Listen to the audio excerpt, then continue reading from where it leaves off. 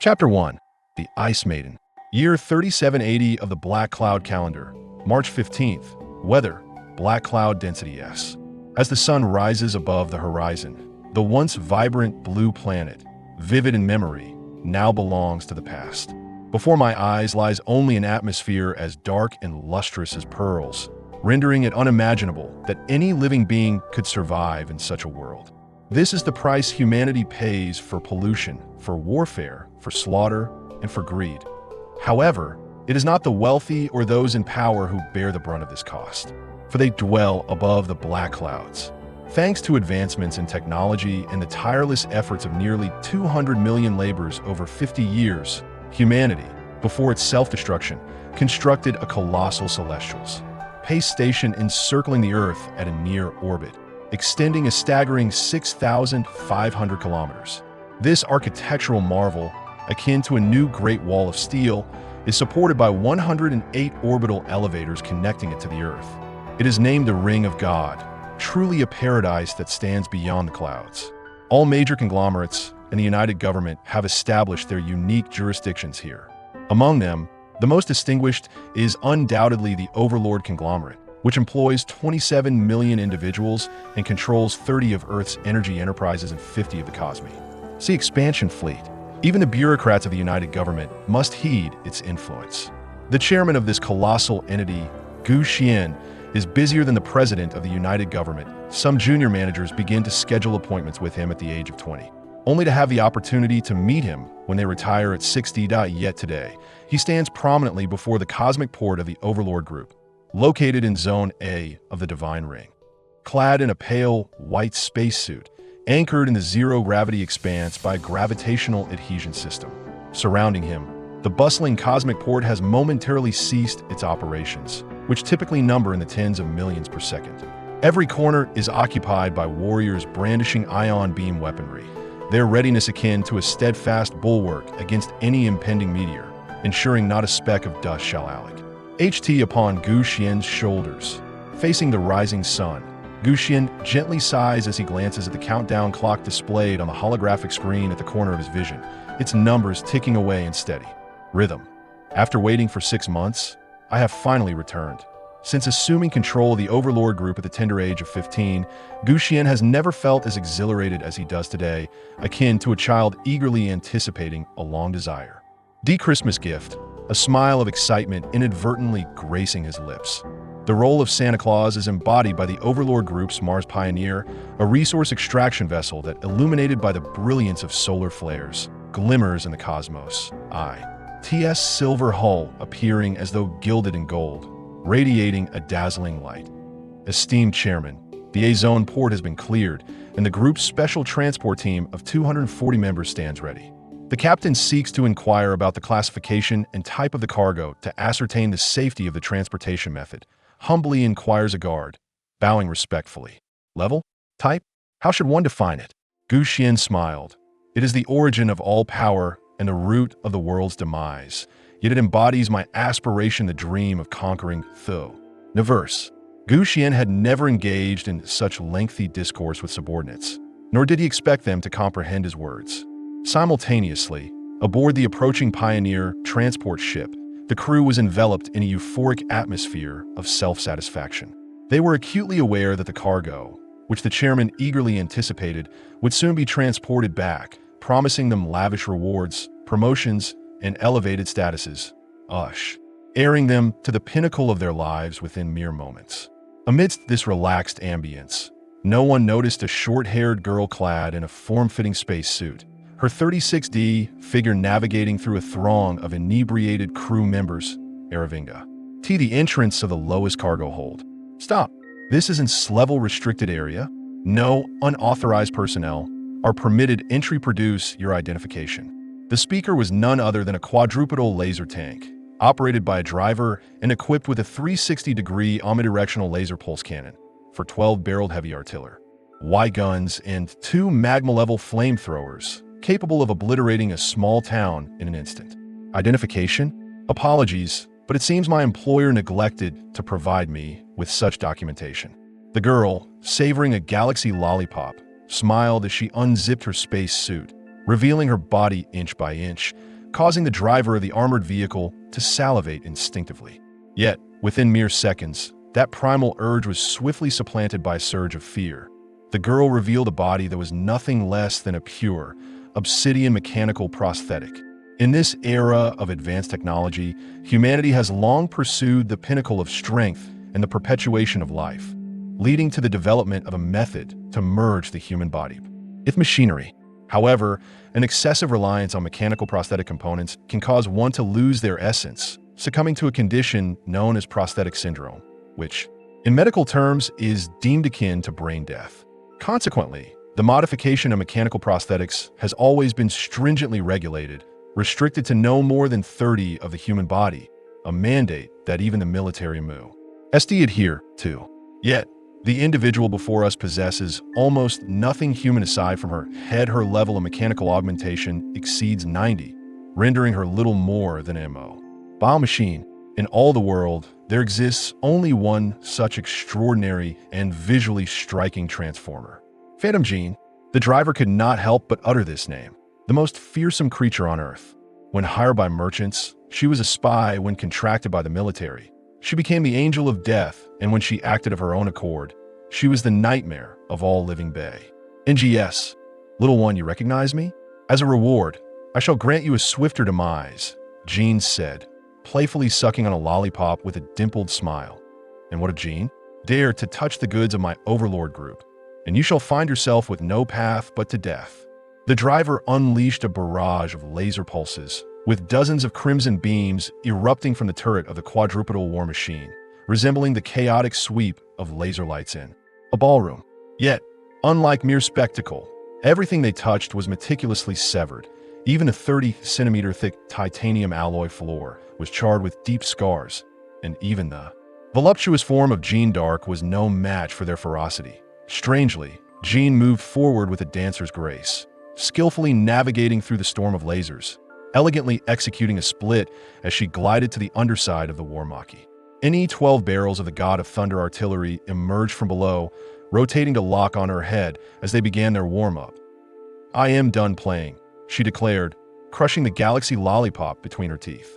A plume of steam erupted from the seams of her obsidian mechanical arm, which glowed like a heated BR, ending iron, radiating a brilliant light. With a thunderous strike, Jean punched the underside of the vehicle, piercing through 4 layers of tactical armor as if it were mere butter beneath a searing knife. Before the driver could even register the pain, he was consumed by flames within the cockpit, and the spinning artillery fell silent. "Poor dog of the wealthy," Jean sighed, withdrawing her mechanical arm, its crimson hue fading as it returned to its sleek black form. From the ammunition compartment nestled along her thigh, she retrieved another galaxy lollipop, savoring its sweet flavor as she leisurely licked and toyed with it. Boom, boom, boom. With 3 powerful strikes, Jean shattered the vault door, which was more formidable than a bank's, and as the blaring alarm resounded like a wake-up call disrupting the sweet dreams of all, she stood before the most cherished treasure of Gu Xian Ti. Oh, her astonishment! Within the vast warehouse, capable of housing 4,000 tons of rare mineral materials, lay only a 3-meter diameter ice crystal. Billowing cold mist cascaded from its surface, illuminated by the intense spotlight, and despite being exposed for over 100 days, the ice showed no signs of melting. "At last we meet, my precious," Jean mused, her mechanical hand gliding over the ice surface, which was a chilling -120 degrees. Through the pristine crystal, she could distinctly see a bare young girl slumbering beneath the icy layer. Chapter 2. Hidden Beneath My Sheets. On the Pioneer, the 3-dimensional alarm rang out like a resounding symphony, stirring the hearts of the over 100 armed guards rushing towards the warehouse. Yet, Jean paid no heed to the pursuing soldiers. As she swirled the galaxy-flavored lollipop with her tongue, she was entranced by the girl encased in the ice, lamenting the injues. Tice of the universe for crafting such a flawless form, even going so far as to encase her beauty in unmelting ice. "My little darling, what is your name? Your sister is eager to know," Jean said with a charming dimpled smile. "Stop."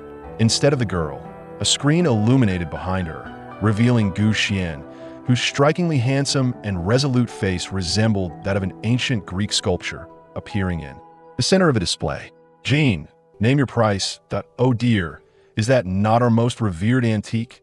I am truly honored that you could call my name. Jean remarked sarcastically as she turned and bowed gracefully. I care not who summoned you.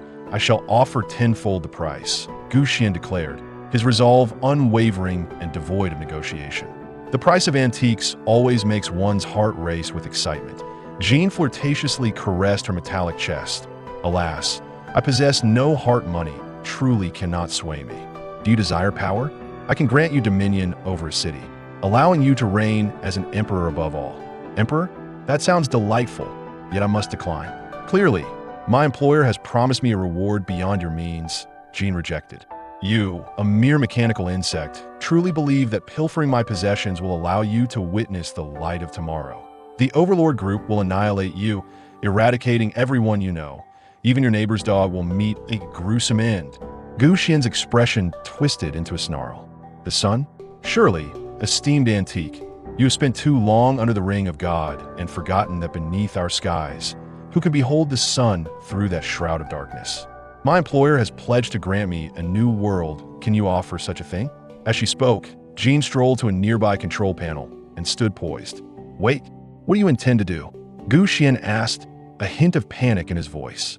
I do not expect to depart with this beauty from your throngs, but she will willingly deliver herself to my employer. Now, let the delivery commence. As Jean spoke, her elbow shattered the control panel beside her. The enormous ice crystal storage compartment creaked open, and the vacuum's gravitational pull swiftly ejected the icy mass from the transport vessel. Damn it! Damn it! I want your life. I want your life. Prepare the orbital cannon. Gu Xian, on the other side of the camera, completely lost his composure, utterly disregarding the fact that there were 3,600 employees of his own company aboard the transport Sheepa. Alongside Jean, no one dared to question his orders, even in his madness. Surrounding the God Ring, a district spaceport, 4 hovering orbital cannons rapidly adjusted their angles, their half-kilometer-long barrels all aimed at the direction of the peon. Her ship. The transport ship was filled with wailing. Its occupants fled in a panic, racing towards the lifeboat bay. But it was too late. In a mere 5 seconds, the orbital cannon charged up and thunderously unleashed 4 beams of silvery light, slicing through the massive Pioneer ship as if it were mere tofu dime, bearing it into fragments. A colossal explosion reverberated from the engine room. In just 10 seconds, the behemoth erupted into a massive fireball, momentarily obscuring the sun's brilliance, while the shockwave caused the immense God Ring to sway slightly. It is hard to imagine anyone surviving such a cataclysm, fortunately. Jean could no longer be considered a mere mortal. As the ice crystal was expelled, she donned her space helmet and leaped from the transport ship, soaring like a meteor across the God Ring, drawn by the force of gravity towards the atmosphere.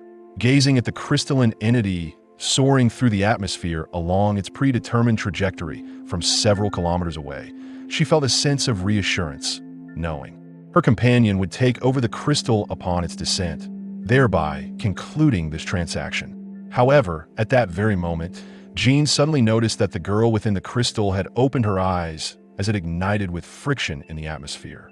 Is this an illusion? Jean murmured in astonishment, and in the fleeting instant that followed, the surface of the crystal was enveloped by a thick veil of steam generated from the friction, plummeting towards the earth shrouded in dark clouds. Meanwhile, in the city of Gert, within a quaint tavern named Missy nestled in the backyard of a small alley, Zhang Lan was encircled by a dozen friends at a corner table, fervently toasting one another. His newly purchased shirt, intended for a job interview, was now stained with vomit and liquor, transforming its once pristine appearance. His normally handsome visage had turned crimson, akin to that of shrimp, due to excessive intoxication. In his moments of clarity, he was indeed a striking figure, yet now he lay sprawled over the table, shaking his glass as if casting away coins. Cool, mate. Let's keep drinking. Don't worry about the money. It's all on me. Zhang Lan's extravagant bravado elicited raucous cheers from the gathering, even though he could scarcely recall many of their names, unsure who among them had merely come to mooch. A meal. To add to the spectacle, 2 heavily made-up, voluptuous women flanked him, leaving him concerned that their recently augmented assets might burst from the exuberance of the moment that in the past. Zhang was devoid of such fortunate circumstances and wealth. Born an orphan, he began his tumultuous journey at the tender age of 12, laboring in menial jobs such as dishwashing while diligently saving to enroll in various essential corps. E.S., striving for knowledge. Some advised him to pay for training in martial arts or marksmanship, to become a bounty hunter or a rogue, roles more befitting his origins. However, he had no inclination for violence. He preferred the pursuit of intellect through study. The heavens reward the diligent, and on his 20th birthday, he astonishingly passed the rigorous regional manager examination of the Bawang Group, thereby securing a position in the largest corporation on earth. Embarking on a journey towards the pinnacle of success, as a manager at the Bawang Group, one enjoys a lifetime tenure complete with a car and a residence. Whenever he ventured out, merely displaying his work identification would attract admirers like moths to a flame, impossible to deter. His indulgence and revelry were entirely justified. His life was set to transform the very next day. Yet, despite the smile adorning Zhang face, he felt no joy. That sensation was akin to a player who, after arduous trials, finally collects all the necessary items to complete a level that was not fulfillment. It was a profound sense of loss. In the end, Zhang returned home without having taken even one voluptuous companion with him. Perhaps it was the repulsive nature of his own vomit, or the dismal state of his dwelling. Stumbling, he traversed the mountain of refuse at the recycling station, returning to his humble abode, a dilapidated tin shack situated in the heart of decay. This was the home rented to him by the elderly gatekeeper of the garbage mountain, the least expensive accommodation within several kilometers. Despite the unpleasant odor, Zhang had managed to tidy it up sufficiently for habitation, or so he hoped. This abode is impervious to theft, hence the door remains unlatched. In a state of inebriation, Zhang collapsed upon the iron bed and succumbed to slumber. This marked his final night residing in the refuse station. Come dawn, he would possess his own dwelling and vehicle, and even in the absence of sunlight, he could lead a life of splendor, perhaps. Yet, at the moment the alarm clock chimed the following morning, the hungover Zhang, nursing a throbbing headache, pulled back the covers only to discover a naked maiden nestled in his embrace. Chapter 3. Inferior to Beasts.